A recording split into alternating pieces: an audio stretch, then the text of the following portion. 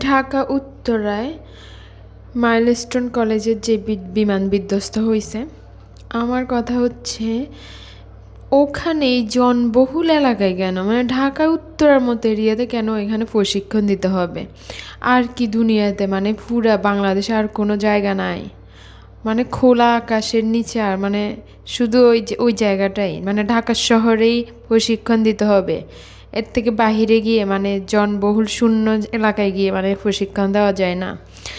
এত কাছেই, মানে ঢাকার এয়ারপোর্টের এত কাছেই কেন মানে ওর প্রশিক্ষণ দিতে হবে? আর ও নাকি এখনও বেঁচে আছে নাকি মারা গেছে পাইলটটা, জানি না। আমার কথা হচ্ছে পাইলটটা যদি শেষও হয়ে যায়, তবু ওই এলাকায় কেন? কী জন্য? এটার পিছনে কি কারো হাত আছে?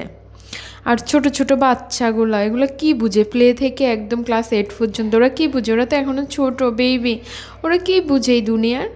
ওদেরকে এই শুরু থেকে, জীবনের শুরু থেকে ওদেরকে শেষ করে দিছে। কত বাচ্চার শরীরের চামড়া নাই, সব ঝলসে গেছে।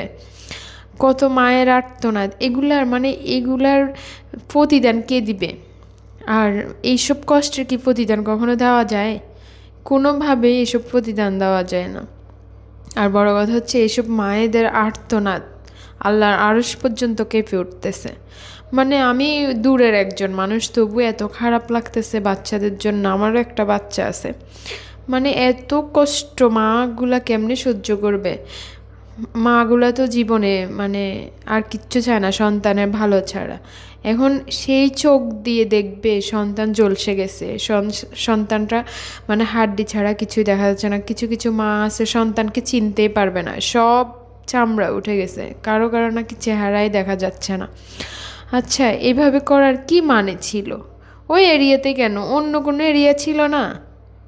যাই হোক, কিচ্ছু বলার নাই। আপনাদের মতামত জানাবেন।